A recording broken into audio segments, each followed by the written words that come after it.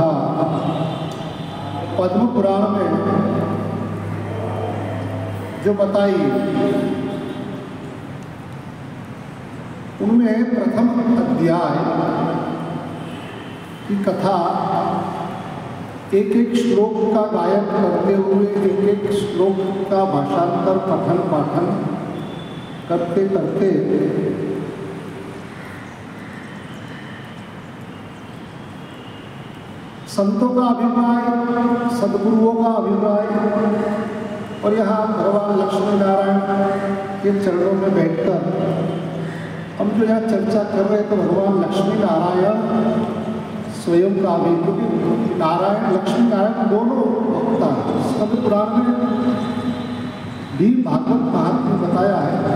उस भागवत महात्म्य कथा में यदि विष्णु स्वयं वक्ता लक्ष्मीश्च श्रवणे रता, ऐसा स्कंद पुराण में है। जब भगवान विष्णु वक्ता मतलब कथा करते हैं, स्वयं लक्ष्मी श्रोता, और जब स्वयं लक्ष्मी की वक्ता के रूप में यहाँ स्कंद पुराण में बताया।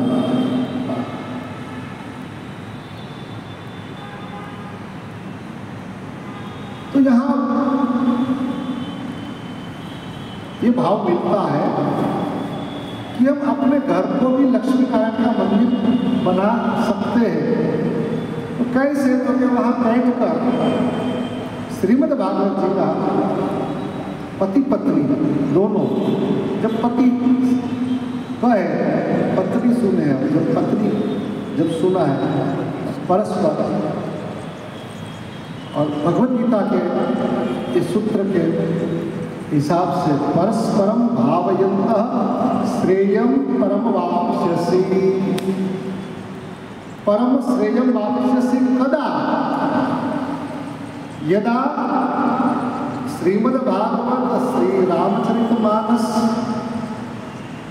या भगवत गुणानुवाद संबंधी कोपि ग्रंथस्य वार्तालापं या कथारूपेण यदि सात्विक तात्विक चर्चा भवति तदा परम श्रेयं वाप्स्यसि। श्रेयम नहीं, परम श्रेयम वाप्स्यसि। श्रीमद् भगवद गीता के परस्परम अपना अपना भाव परस्पर व्यक्त जब करोगे आप, तब परम श्रेयम वाप्स्यसि, तब दोनों मुक्त रहेंगे, दोनों अपनी अपनी मस्ती में मजा लेंगे। तो अपने घर में बैठकर भी, बाकी अमुक मर्यादा जो है शास्त्र की, देश की, संस्कृति के जो बनाई है, उस अनुसार हम जाहिर में न जाए। यहाँ एक बात शुरू हो जाए कि महाराज लक्ष्मी जी भी वक्ता थी, तो आजकल सब जो स्त्रियाँ जो कथा कर रही है तो उसमें तो नहीं। यहाँ विष्णु वक्ता है, लक्ष्मी श्रोता है। लक्ष्मी वक्ता है, केवल विष्णु ही श्रोता है, नहीं कि वहाँ व्यासपीठाधीश बन के लक्ष्मी जी ने कथा करी हो, ऐसा नहीं। लेकिन स्कंद पुराण वो कहना चाहते हैं कि आप आपके घर में भी श्रीमद् भागवत जी का पुस्तक सदग्रंथ अपने घर में रखो, उसकी पूजा करके जब समय मिले एक घड़ी आधी में पुण्य, क्योंकि इनके बगैर लौकिक सुख आप प्राप्त कर सकते हैं, लेकिन अलौकिक आत्मिक सुख जो है, और जब तक आप भगवत गुणानुवाद, भगवत चरित्र जब तक आप सुनेंगे नहीं, समझेंगे नहीं, तब तक आपको पायो परम विश्राम नहीं होगा। विश्राम भी, वैसे तो विश्राम पाना भी, कई के लोगों को तो रात को नींद आना भी बहुत दुर्लभ हो जाती है।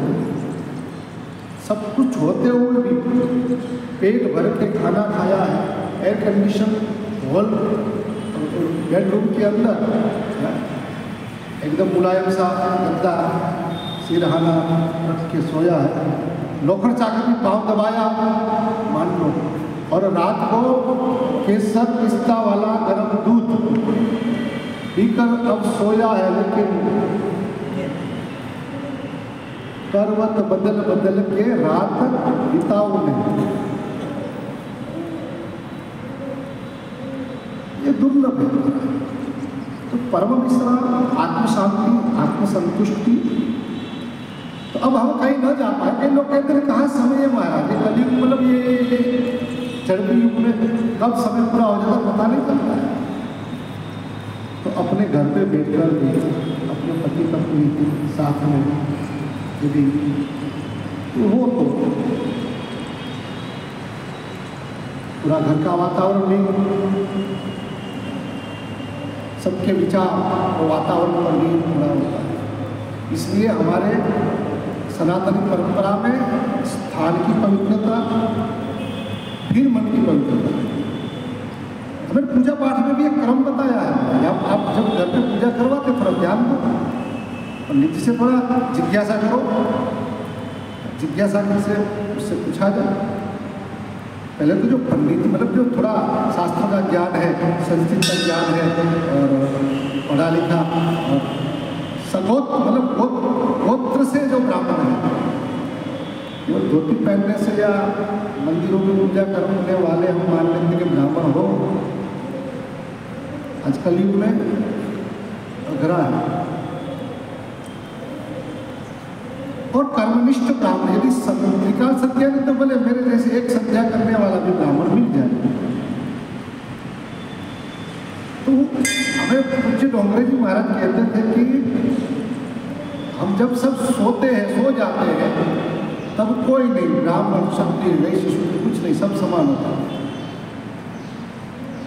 और उसके बाद जब हम जागृत होते हैं, जागृत यानी जन्म की क्रिया, जागृत होना चाहिए, मतलब हम जागृत होते हैं तब जो सो के उठते हैं ना, तो ब्राह्मण को भी पूछेंगे वे आपके मुंह में सुगंध आती है?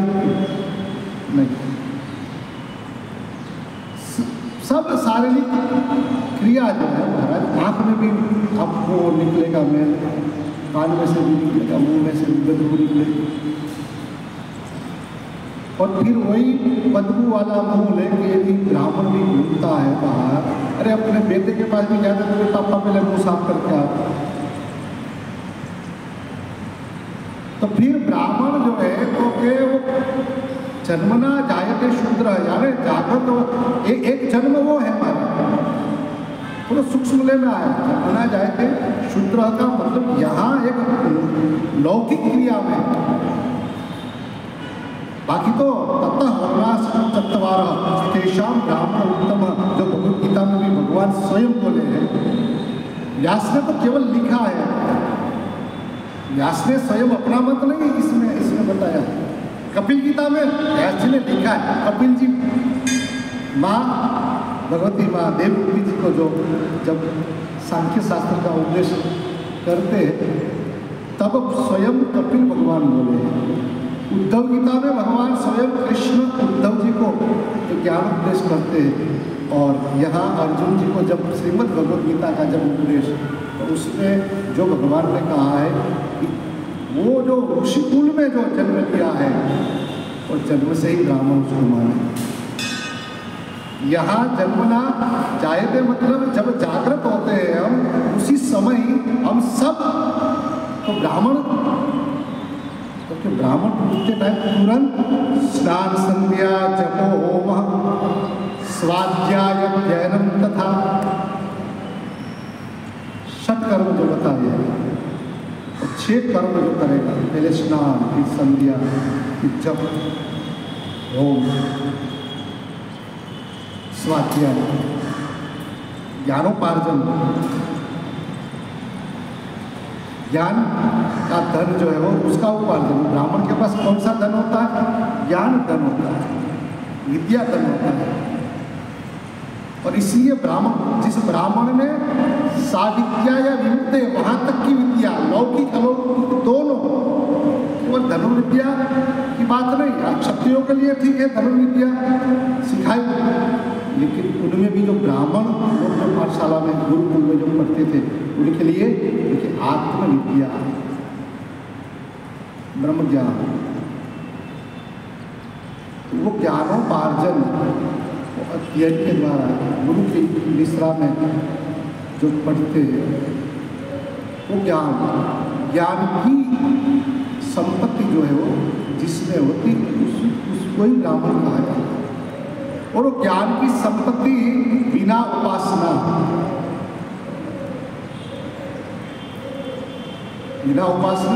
आराधना से लौकिक संपत्ति मिलती है, तेरी आराधना करो, लेकिन उपासना से सावित्र्य विमुक्त है।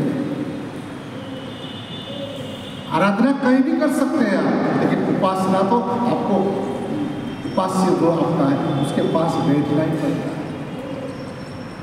इसलिए पहले अपना जो ये विद्या क्षेत्र में अपन गुरुकुल में जब हम बैठते थे पूर्णतः गुरु के वहाँ 12 साल तक वहाँ कोई उनके साथ व्यवहार नहीं, लोग कोई नहीं होगा उसको 12 साल तक, जब तक वो गुरु जी कहे कि आप तेरा अभ्यास पूरा हो रहा है और अब तुम जाओ,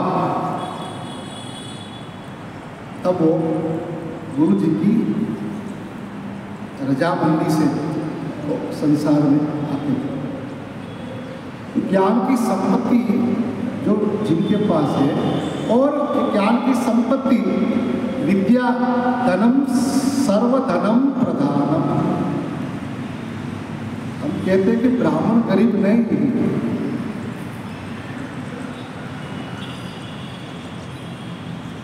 उसकी जेब में भले कुछ ना हो,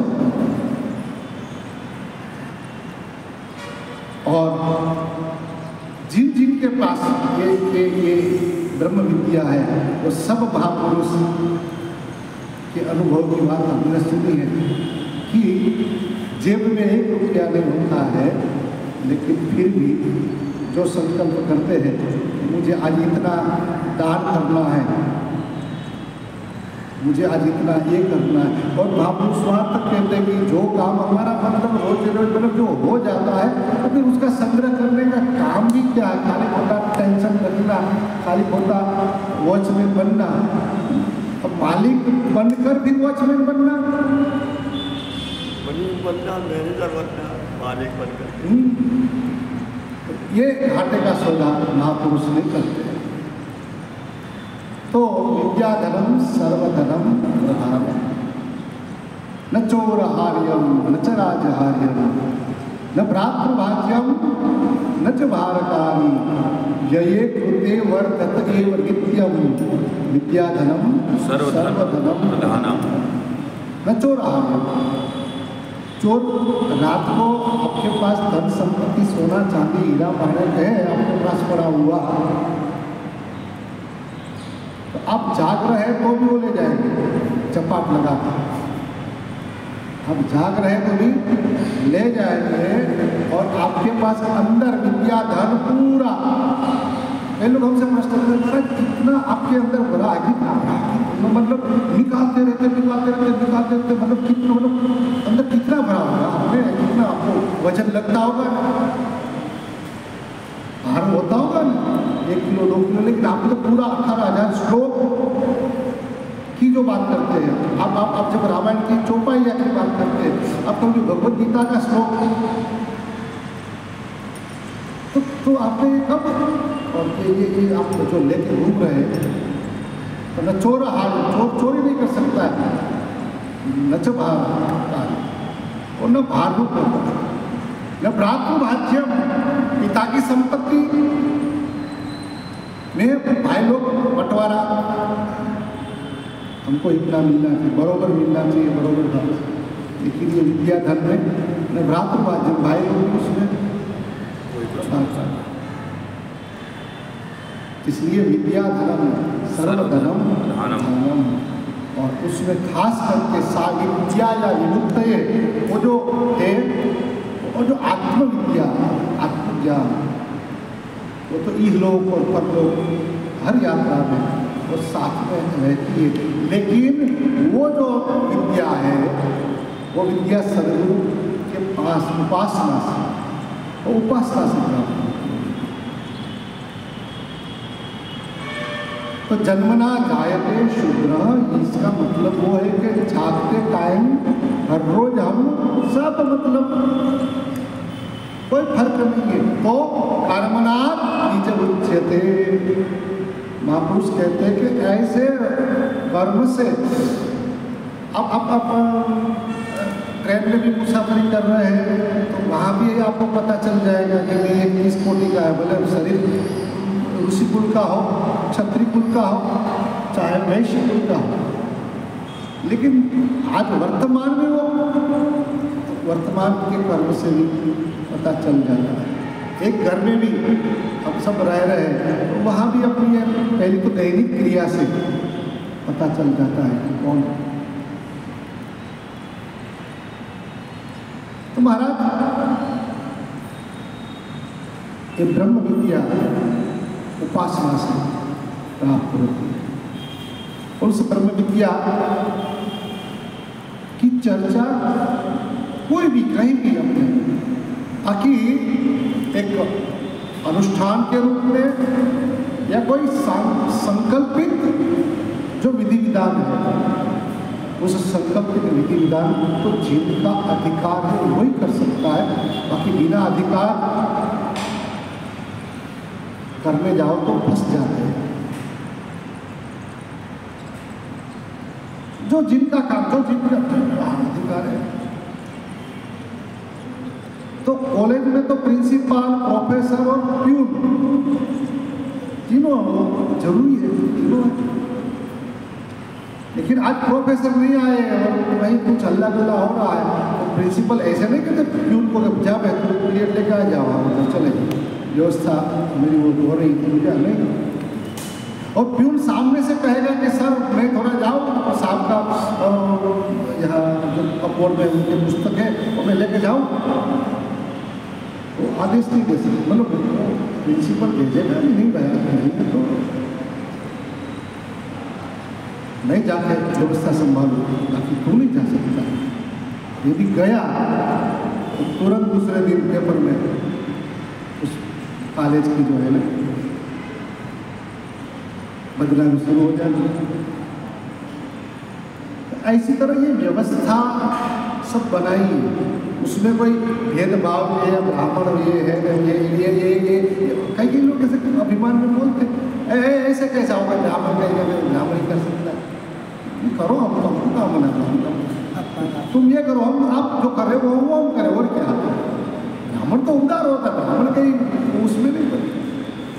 आजकल कई लोग करने लगे, तो भाई तुम वो करो, तो तुम्हारी जगह तो हम करें। व्यवस्था तो व्यवस्था के लिए आई है यहाँ। और फिर वही समाज बात करता है, अब कोई ब्राह्मण नहीं रहा, अब ब्राह्मण को मिलता नहीं है, अब क्या करें, ब्राह्मण लोग सब नौकरी करने लगे, ब्राह्मण लोग सब डॉक्टर बनने लगे। हम जानते सब चीज, लेकिन उनको ध्यान नहीं देते, देना चाहिए। तो ये उपासना से ही ब्रह्म विद्या प्राप्त होगी।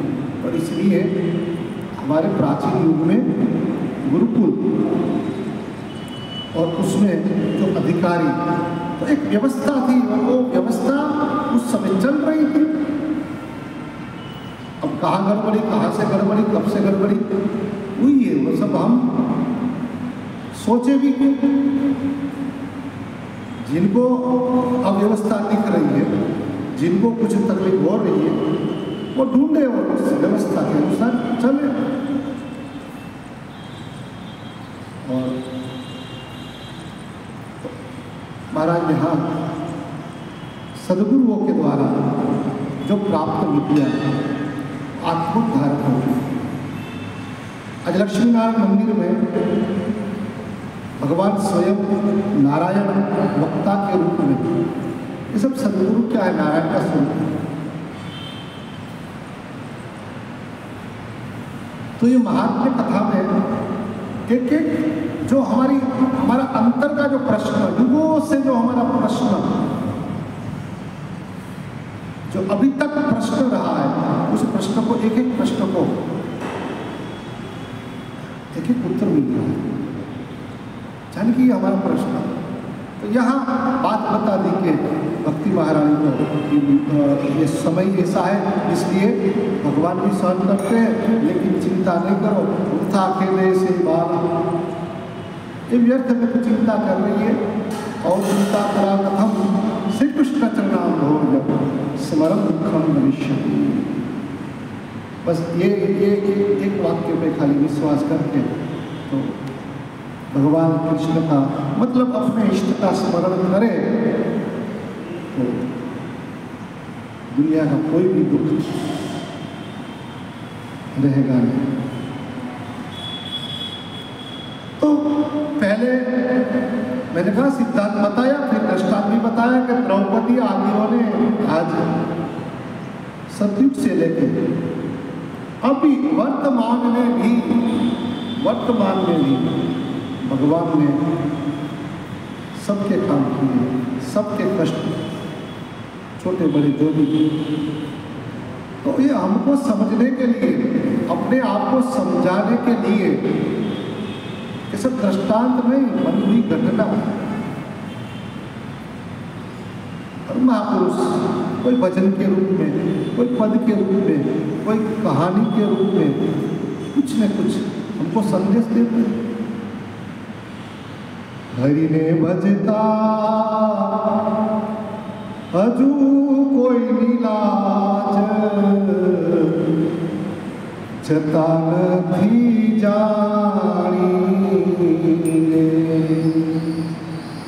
यहाँ हमारे गुजराती कवि कहते हैं कि हरि को जिन जिन ने भजा है, जिन जिन ने भजन किया है, अभी तक किसी की भी लाज इज्जत गई हो ऐसा सुना नहीं है। हरि ने भजता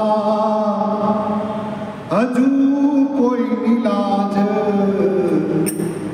छता नथी जानी रे। जेनी सुरता शामळिया ने सा, एव देवे वाणी। जेनी सुरता शामळिया ने सा, एव देवे वाणी। तो कहते अभी तक जिन जिन ने हरि भजन किया है, हरि का जो आश्रय लिया है, आज तक कोई ऐसा दिखाओ बात किसी की भी लाज इज्जत गई हो, बचाइए मेरे नारायण ने, लाज रखिए मेरे हरि। तो उनको तो पता भी नहीं है, वो हरि भजन में इतना तल्लीन, इनका तार इतना। जेनी सुरता, उनकी सुरता, उनकी आत्मा की अवस्था जो है वो हरि के साथ मिल गई, उसको तो पता भी नहीं है। संकट आया है या मतलब जो हुआ है उसको पता ही नहीं। उनकी तो सुरता लग चुकी है। जेनी सुरता शामळिया, बड़ा प्यारा शब्द है सुरता। जेनी सुरता शामळिया सा, एव देवे वाणी। सुरता क्या है संतों से सुना, सुरता कैसे हमें प्रकट हो वो संत बताते हैं।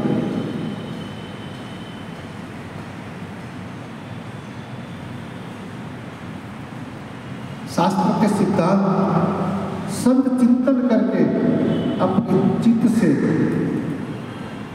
ये अनुभव, तो सुरता कैसे प्राप्त हो, सुरता कैसे लगे भगवान से, यह बताया। नेम जगावे प्रेम को, प्रेम जगावे जीव। शुरुआत में नेम यानी नियम, रेगुलर नियम होना चाहिए। इतने बजे उठना है तो उठना ही, स्नान करके ही मैं जलपान करूंगा, स्नान करने के बाद ही जल, मतलब नियम होना चाहिए। साधना मार्ग में तो खास नियम था, तो नियम से फायदा क्या होगा, वो एक क्रम है।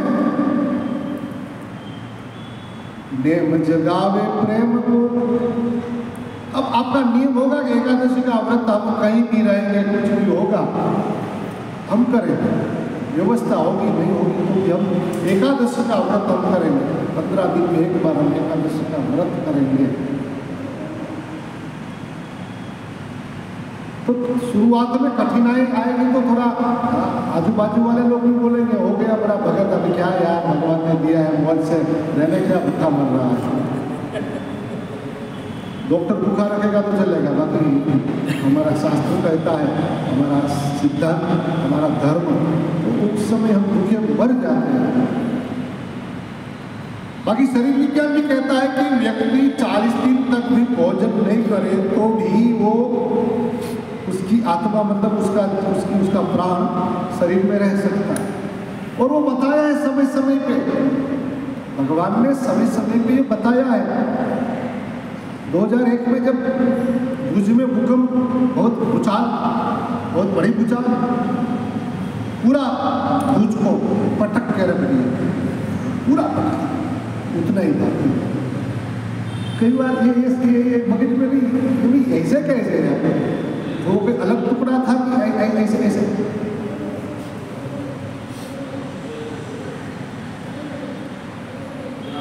तो वो रख दिया। तो महाराज कहते कि वो जब सब वो मलबा सब हटाते थे,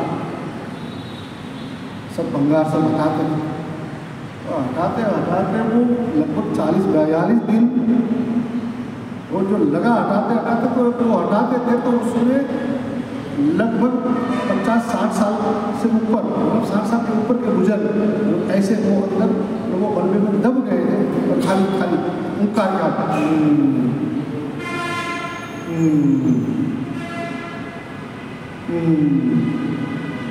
वो सुना, जल्दी हटाया, वो उसकी प्राण शक्ति मतलब चल रही थी, सब नाड़ी घंटा होना। फिर अस्पताल में ले गए, तो पुनर्जीवित है। तो 40 दिन तक आप रह सकते हैं, तो एक दिन नहीं रह सकेंगे आप। लेकिन डॉक्टर कहे कि आपको आज पूरा दिन खाना नहीं है, तो हम 2 दिन तक नहीं खाएंगे। लेकिन शास्त्र कहेगा, हमारे सदगुरु कहेंगे, हमारा जो नहीं होता है नहीं होता। एकादशी का व्रत मतलब कोई ना कोई नियम होना चाहिए। तो नियम से क्या होगा, आपको आपके दिल में, आपके अंतर में, आत्मा में प्रेम प्रकट होगा। नेम जगावे वो अंदर ही है, प्रेम की बाहर ढूंढने नहीं जाना है। प्रेम करने की चीज नहीं है, प्रेम प्राप्ति की चीज है। प्यार किया नहीं जाता, हो जाता मतलब वो अपने अंदर से वो है, उसको प्रकट करना है।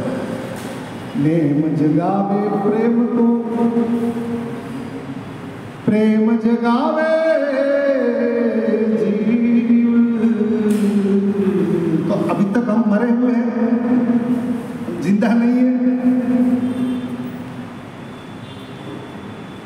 तो हम जी रहे हैं, मतलब हम सामने वाले जो भी कोई जीव, जो भी कोई प्राणी है, उनको हमने महसूस करें। तो कैसे, क्योंकि जब हम औरों को कष्ट देने के लिए हम जब सोच रहे हैं, दूसरों को हम ताड़ने के लिए, मारने के लिए जब हम तैयार होते, तब अपने आप से पहले लगाओ। जो जी रहा है वो पहले अपने आप को करेगा कि ये मारता हूं तो, और आप अपने आप से मारोगे तो आपको लगेगा नहीं, क्योंकि आप इतना ही मारोगे जितना आप सह सकते हो। तो क्या किया जाए, तो जब दूसरों से मरवाया, दूसरों को तो चाटा मार दो, तब पता चलेगा कि हम जब दूसरों को मारते तब हम जी रहे हैं। कब पता चलेगा कि जब हम औरों को हम अनुभूत करें, तो वो जीव कब नेम जगावे प्रेम को। अब आप एकादशी के दिन भूखे रहे नहीं, आप खा के बैठे, और दूसरा जो भूखा है और वो थोड़ा अपना दर्द या अपना वो कर रहा, तो आपको पता नहीं चलेगा भूखे रहने का दर्द क्या है, भूखे रहने का। तो नेम जगावे प्रेम को, प्रेम जगावे जीव जगावे सुरता। अब नियम रखा प्रेम, अब जब प्रेम हो गया है तो आपका जीव उनमें रहे। अब कहीं भी हो, लेकिन जिनमें आपको प्रेम हो गया है, बार बार आपको एकादशी होता रहेगा, चली न जाए, भूल न जाओ। सबको बोल दो, तुम्हें थोड़ा मेरा स्वभाव भूलक रहा है, मैं ध्यान देना, एकादशी के दिन हमको बोल देना। जो प्रेम हो जाता है, लेकिन उससे पहले नियम शुरू रखना पड़ता है, करना पड़ता है। उसके बाद उसमें प्रेम हो जाता है, और प्रेम जब लग जाता है तो जीव 3 साल का बच्चा बाल मंदिर भी गया, टाइम है 8 से 11:30 का, वो रिक्शा वाले ऑटो वाले ले जाते हैं, छोड़ जाते हैं। लेकिन जैसे छुट्टी का टाइम होता है और माँ रसोई घर में रसोई करती है, 11:30 बजे का टाइम होता है तो तुरंत घड़ी पर नजर जाती है, और रसोई भले वो रसोई घर में कर रही है, लेकिन उसका जीव कहाँ चला जाता है? बच्चे। जब छुट्टी होगी, रिक्शा वाला ऑटो वाला टाइम में गया हो तो अच्छा हो, ये तो नहीं गया हो, और यदि वो लड़का बाहर निकल जाए और यदि कहीं वाहन में उसका बार बार वो रसोई से दरवाजे पे आती, दरवाजे से रसोई घर में जाती, जीव उसका कहाँ होता? भले वो है घर में, रसोई घर में, लेकिन उसका जीव जब तक बेटा नहीं आएगा तब तक उसका जीव बेटे में है। जीव जगावे, मतलब प्रेम जगावे जीव, वो प्रेम जहाँ हो जाता है, नियम से प्रेम, और प्रेम से उस मतलब हमारी जो आत्मा, हमारा जीव जो है उसमें लगा रहता है। जब तक उसको आप प्राप्त नहीं करते, जब तक आपके पास वो नहीं आता है, तब तक आप अंदर बाहर, अंदर बाहर, अंदर बाहर, अंदर बाहर। तो ऐसी तरह आपका नियम है एकादशी का, और एकादशी के दिन क्या होता है? क्योंकि एकादशी का व्रत करेंगे तो प्रभु मिलेंगे, वैकुंठ मिलेगा। सही बात है, हमारे गुजराती भजनों में भी लिखा है, धन एकादशी, धन्य हो माँ एकादशी को। एकादशी भी भक्ति का एक अंग है, भक्ति है एकादशी। धन एकादशी, एकादशी करिए तो वैकुंठ पाइए। धन्य एकादशी, एकादशी करिए तो वैकुंठ पाइए। हमारे वैष्णव लोग, भाई ये तो छुट्टी है भाई प्रेम में, तो शब्दों को बदलने के, तो हमारे वैष्णव लोग वो कहते हैं वैकुंठ वैकुंठ की हमको पता नहीं है, तो हमारा वैकुंठ तो धन एकादशी, एकादशी करिए तो व्रज सुख पा। व्रज में रहने का जो सुख है, वो एकादशी जो करने वाले हैं वो व्रज में नहीं गए तो कोई बात नहीं, जहाँ भी है अपना संजोग तो वहाँ रहना पड़ता है। अब कहीं भी हो, सूरत में भी हो, लेकिन जो एकादशी मतलब जो व्रत नियम जो करते तो व्रज सुख पाइए। ये एकादशी धन्य है जो वैकुंठ तक ले जाए। प्रकृति भी सहयोग करने लगी। एक बार बाजी हम एक जगह गए, दे रही थी उस जगह, दे रही हुई उस दिन एकादशी थी। हमने कहा भाई अब एकादशी प्रसाद कैसे? महाराज जी किसी पड़ोसी को मालूम पड़ा, उस पड़ोसी ने हमको 56 भोग एकादशी वाले दिन बोले आप हमारे यहाँ प्रसाद पाए। बारे प्रभु, मतलब प्रकृति भी सहयोग करने लग गया। जबकि हम सोचते गए कि आज एकादशी नहीं हो पाएगी, कोई फलन ले लेंगे। 13 वाले दिन उस व्यक्ति का जिस जगह गए थे वहीं पड़ोसी में महाराज जी उन्होंने हमको एकादशी का प्रसाद बड़े प्यार से। शुरुआत तो करें हम, व्यवस्था तो वो सब बनाएंगे, विशेष व्यवस्था भी वो बना सकता है, बना देता, ऐसा नहीं। लेकिन शुरुआत नेम जगावे प्रेम को, प्रेम जगावे जीव।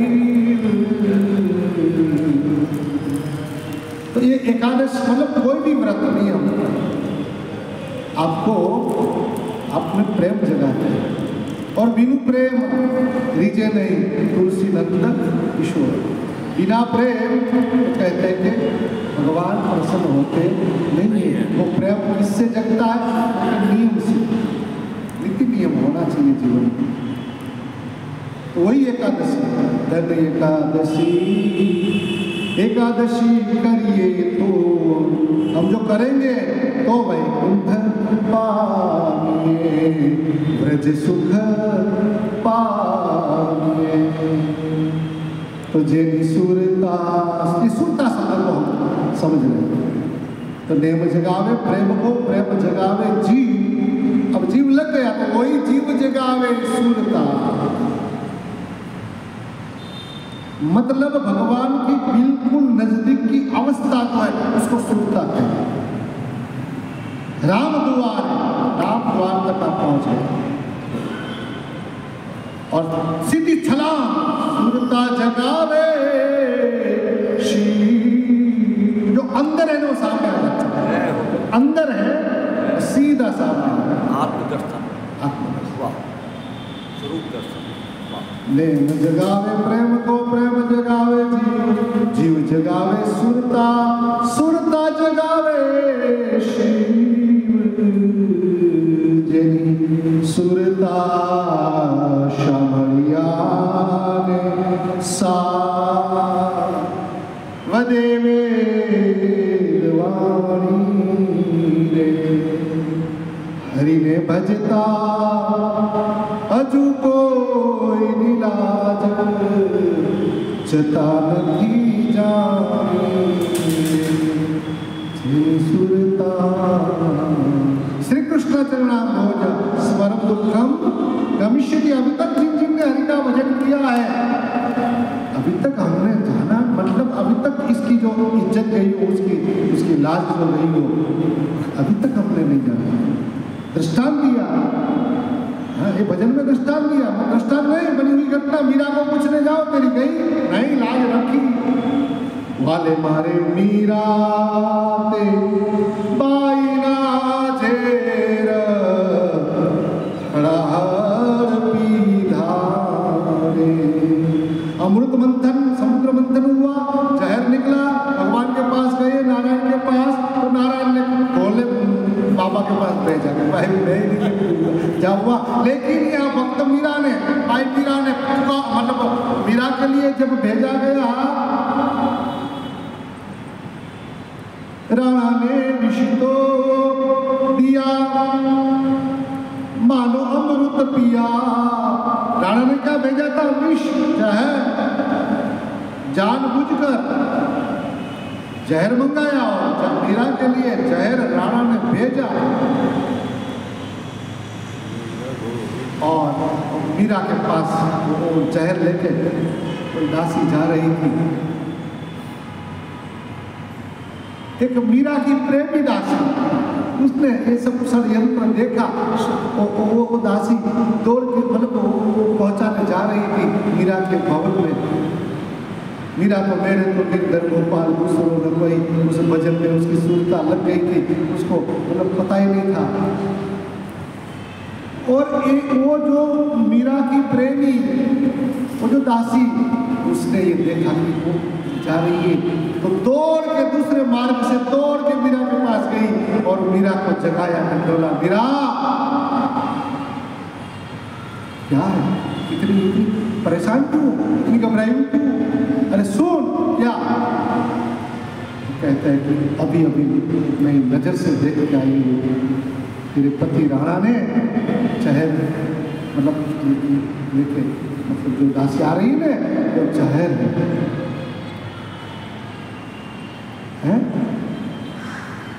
अरे तेरे पहले अभी एक दासी आई और वो कह के गई कि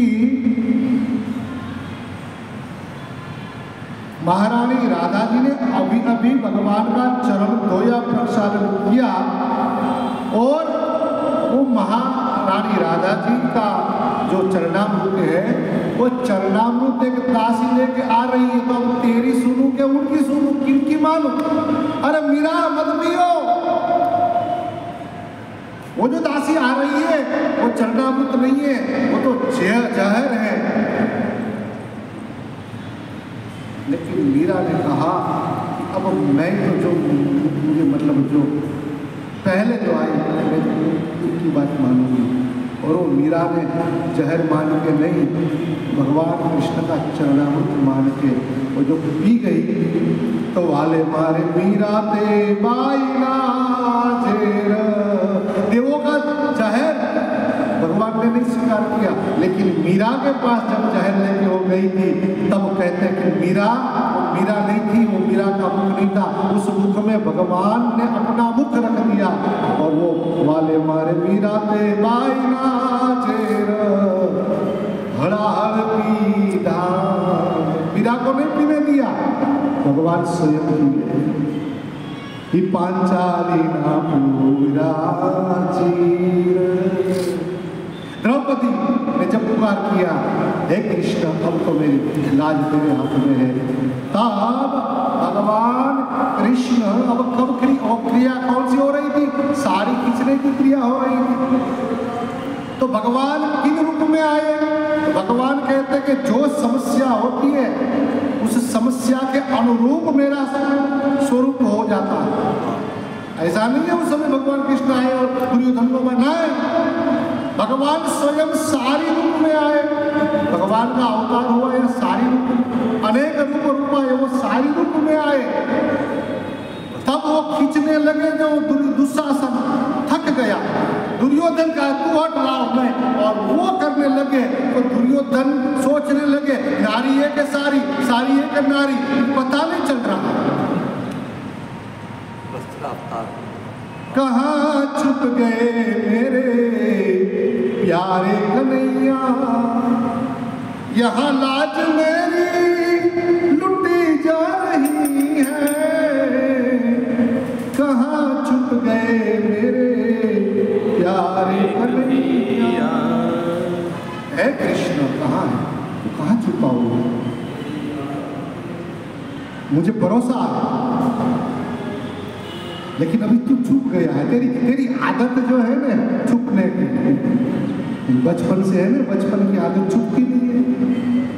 जब गोपियां पकड़ने दौड़ती थी छुप जाता था, तो अभी भी छुपने की आदत होगी। लेकिन कहाँ छुप गए मेरे यारे कन्हैया, देख यहाँ लाज मेरी लुटी जा रही है, दुशासन के हाथों से तेरी द्रौपदी की सभा में ये सारी खींची जा रही है। कहाँ छुप गए मेरे लाडले प्यारे कन्हैया, यहाँ लाज मेरी लुटी जा रही है।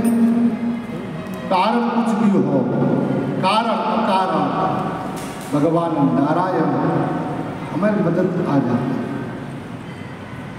यहाँ हरि में भजता जो कोई लाज, अजता नथी जानी रे, जेनी सुरता शामरिया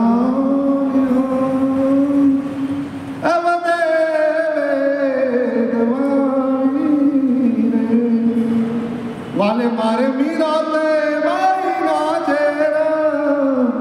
वहां कन्हैया आ गया मीरा के मुख में, यहाँ द्रौपदी के लिए कन्हैया आ गया साड़ी रूप में, द्रौपदी रूप में नहीं, कृष्ण के रूप में नहीं, साड़ी के रूप में।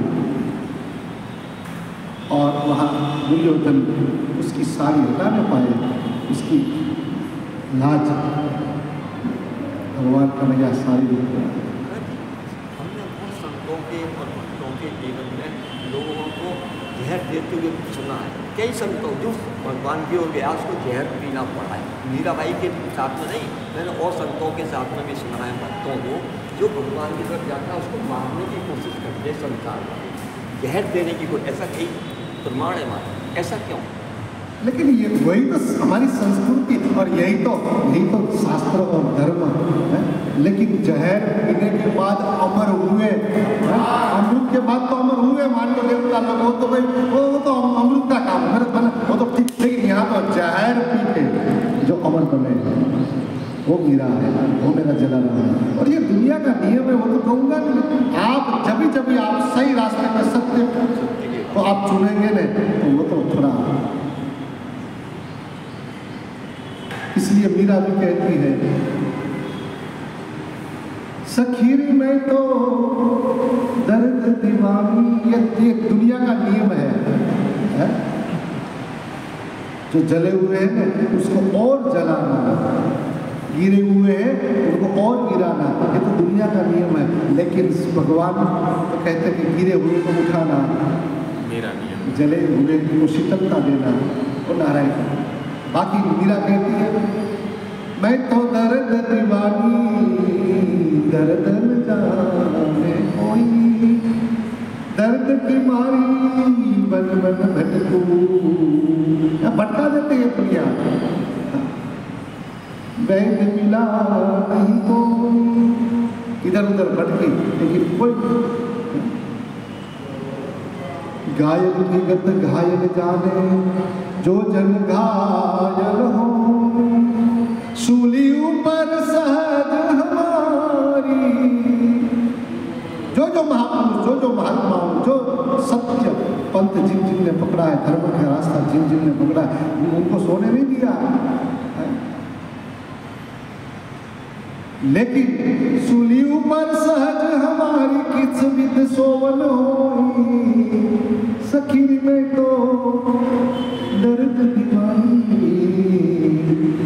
दर्द जाने कोई। लेकिन संत लोग कहते हैं कि दर्द जब हद से बढ़ जाता है ना, तो वही दर्द दवाई बन जाती है। दर्द जब हद से बढ़ जाता है तब वो दर्द दवाई बन जाती है, वही दर्द फिर आदत बन जाता है। संतों की आदत बन जाती है, बार बार कोई उसको दर्द दे तो फिर आज दर्द क्यों नहीं हुआ, तो दर्द हो ऐसा उसका स्वभाव दर्द ही दवाई बन जाती है।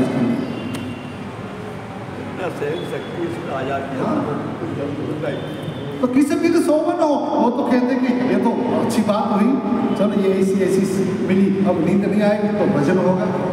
या निशा सर्वभूताना तस्याम जागृति संयमी, यदि व्यवस्था मिल गई सो गए तो फिर या सोवत है सो खोवत है, जागत है वो पावत है। उठ जाग मुसाफिर भोर भई, अब रैन कहाँ तो सोवत है। तेरी रैन होगी जो पशुता थी और पसंद हो गई, अब जाग। रैन में मतलब सोते तो पशुता में से तो बाहर आ गया, अब रैन कहाँ जो सोवत है। जो सोवत है उसको खोवत है, जो जागत है उसको पावत है। तो यहाँ कहते हैं कि श्री कृष्णम चरणाम भोज, ये सब मीरा तो ज्यादा दिन तो नहीं हुए। मीरा की भी लाज रखी, पांचाली मतलब द्रौपदी का है चीरपुरे तो हरि में भजता, अजू कोई नीलाज जता नहीं जानी, छिनी सुरता शमरिया सा वदेवे ये सुरता ये चीज है कि नेम जगावे प्रेम को, प्रेम जगावे जीव, जीव जगावे सुरता, सुरता जगावे शिव। वो सामने आ जाता है बिल्कुल। लेकिन एक बार यदि कुछ नियम पकड़े कि रोज हम 10 मिनट कथा सुनेंगे, रोज हम 10 मिनट जप करेंगे, रोज हम कुछ नहीं तो 10 मिनट अच्छे विचार करेंगे। ये 10-10 मिनट बहुत बड़ा हिसाब हो जाता है। 10 मिनट रोज 10 मिनट गिनती करो, एक दिन पूरा बड़ा पहाड़ बन जाएगा। हमारी आप 10 मिनट ऐसा नियम बनाओ, जो भी आपके सामने आ रहे उसको भगवान मानो। सुअर आ जाए सुअर को भगवान मानो, कुत्ता आ जाए 10 मिनट का नियम बनो, ऐसा हमारे। हाँ, तो कोई ना कोई नियम, अच्छे नियम जीवन में जो आएंगे, धीरे धीरे धीरे गिनती बहुत बड़ी हो जाती है उनकी दिन प्रतिदिन। तो ये उपकारक होगा। ऐसी तरह जो आपके अंदर जो भी मतलब ऐसे दूर बूढ़े नहीं हटता है, तो रोज का थोड़ा नियम बना लो। हम रोज 10 गुटखा खाते तो 8 2 कम कर दो, उधर घटाओ इधर घटाओ, धीरे धीरे धीरे धीरे वहाँ भी शून्य हो जाएगा, वहाँ भी आप शून्य में चले जाएंगे। तो और कोई उपाय नहीं है। यहाँ नारद जी कहते हैं, इसलिए हमको मानना है।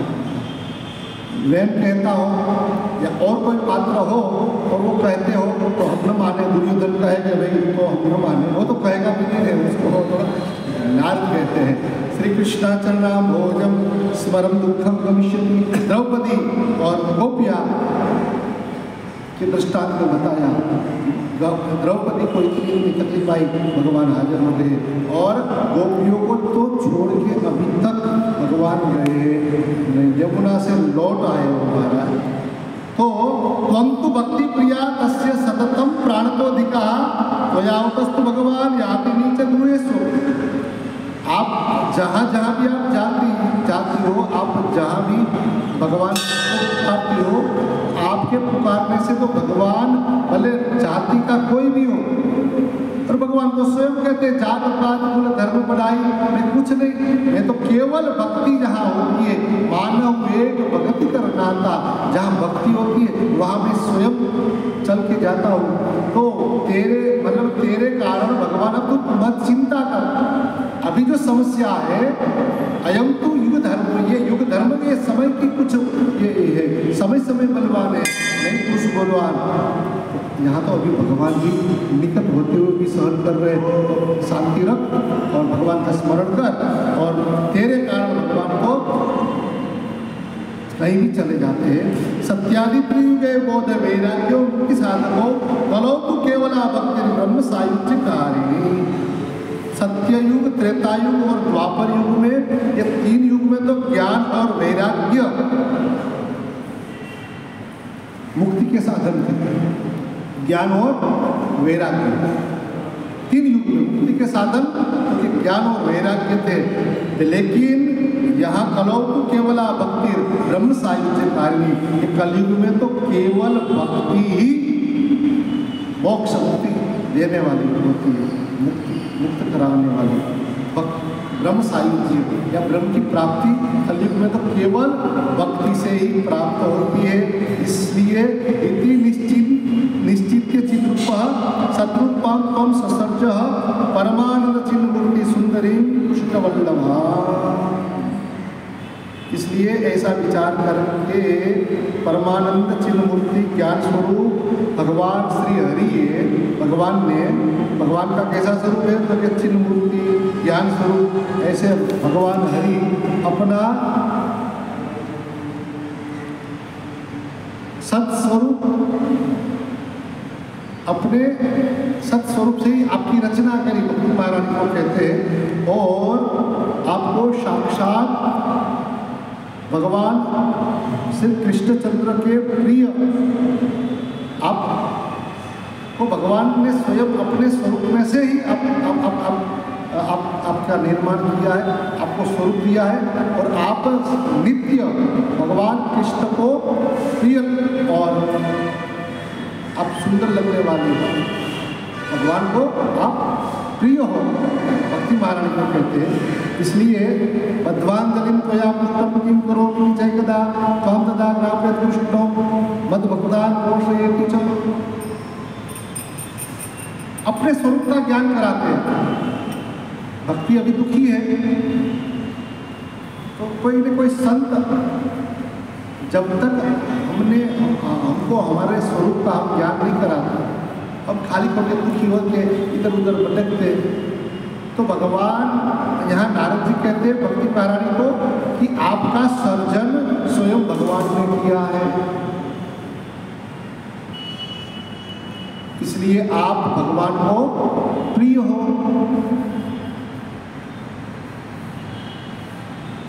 देखो ये आत्मदर्शन करा रहे हैं शास्त्र। क्या कहा? अब चिंता नहीं करो, पहले तो चिंता करने का कारण नहीं, और चिंता कैसे दूर होगी, क्योंकि भाई अब समय आ ही गया है, तो वो समय को न आप छोटा कर सकते न बड़ा कर सकते।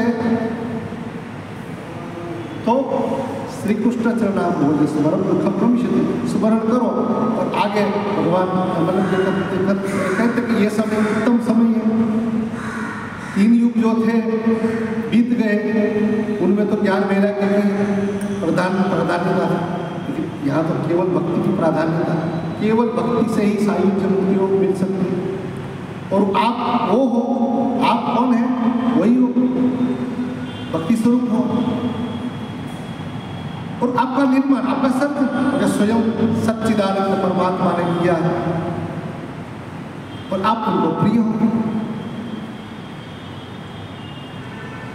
रामचरितमानस में भगवान स्वयं ने कहा है, सब मान प्रिय सब मम उपजाए, तामे मनुज अधिक मोहि भाए। तो यहाँ ज्ञान करा रहे हैं नारद जी कि आप वही हो जो भगवान है, वही आप है, लेकिन आप अभी थोड़े दुख के कारण समस्या जो आप मैंने अपने आप को भूल गई हो, तो आपको जब सर्जन किया तब आपने दो हाथ जोड़ के भगवान से पूछा, बद्धांजलि त्वया पृष्ठम किम करोमि जिसे कदा, महाराज मैं क्या करूं? तब भगवान ने क्या कहा, त्वाम कदा ज्ञापयेत् कृष्ण मद्भक्ता पोषयति च। भगवान ने क्या क्या किया? भगवान कृष्ण ने कि मेरे भक्तों का पोषण करो, मेरे भक्तों के हृदय में आप बसो और मेरे भक्तों का पोषण करो। अंगीकृतं त्वया तत्वे प्रसन्नो भूत्तरिस्तदा मुक्तिं दासीं ददौ तुभ्यं ज्ञान वैराग्य कामिनो। उस समय भगवान की बात को आपने स्वीकार किया, भक्तों का पोषण आप करो। भक्तों की जो मेरी उपासना कर रहे हैं ऐसे भक्तों की अनुकूलता आप बढ़ाओ, उसकी अनुकूलता के अनुसार आप काम करो। आपने वो स्वीकार किया तो भगवान प्रसन्न हो गए, और प्रसन्न होकर भगवान ने मुक्तिम दासी ददौ तुभ्यम, उस समय मुक्ति नाम की दासी आपकी सेवा में दी, मुक्ति नाम की दासी आपकी सेवा में दी, और आप अब मुक्त हो गए। अब ये कौन करेगा, ये कौन करेगा, ये कौन करेगा, ऑर्डर करना है, सब काम हो जाएगा। आपको जो कहा है उनका तो मुक्तिम दासी तदो तुभ्यम ज्ञान वैराग्य कामिनो, और ज्ञान और वैराग्य जो है दोनों को आपको दिया, पुत्र रूप में आपको प्रदान किया दोनों। कृतादि द्वापरस्यांतम महानन्देन संस्थिता, सतयुग त्रेता और द्वापर तक आप सब अपने परिवार के साथ खूब आनंद कर रहे थे, लेकिन कलो मुक्ति क्षयम प्राप्ता पाखंडमय पीड़िता तदाज्ञया कदा शीघ्रम वैकुंठम पुनरेव सा। कलयुग के आने से मुक्ति नाम की जो दासी थी उसको क्षय रोग प्राप्त हुआ, क्षय रोग क्षीण होने लगी, तो उसी समय आपने ही आज्ञा करी और वो चली गई वैकुंठ में। श्रुता चात्रेव मुक्तिरायति याति च पुत्रीकृत्यत्वेमोच पार्श्वे स्वस्यैव रक्षितो उपेक्षात कलो मंदो बुद्धो जातो सुतो तव तथापि चिंतां मुञ्चत्वा उपायं चिन्तयाम्यहम्। अब मुक्ति चली गई और ये आपके जो दोनों लड़के हैं, वो दोनों लड़के कलयुग के पाखंड के हिसाब से वृद्धो जातो, उसकी उपेक्षा होने लगी। अपेक्षा में अब सब लोग उसको उपेक्षा करने लगे, उनकी ज्ञान वैराग्य की, ज्ञान की किसी ने स्वीकार नहीं किया, वैराग्य रहा, तो उसके कारण वो वृद्ध हो गए, क्षीण हो गए। तथापि चिंता मुंचत्व उपायम चिंत्यामि, हम फिर भी आप चिंता न करो। आपकी जो चिंता है कि मेरे बेटे जो कारण क्या है, ये सब उपेक्षा करने लगे, इसलिए आप सदैव भगवान को प्रिय हैं और आप चिंता न करें। आपके जो पुत्र का जो बूढ़े होने का मतलब जो जर्जर हो गए, उसका कारण क्या है? कली आने से ज्ञान वैराग्य की उपेक्षा हुई और वो वृद्ध हो गए, लेकिन आप चिंता न करें। उपायम चिंतयाम्यहम्, इसका उपाय मैं करूँगा, इससे मैं भी चिंतित हूँ या चिंतन कर रहा हूँ उसके उपाय के लिए। अब कौन सा उपाय है वो हम कर देखेंगे। भज मुरली मनोहर नंदलाला भज मुरली मनोहर नंदलाला भज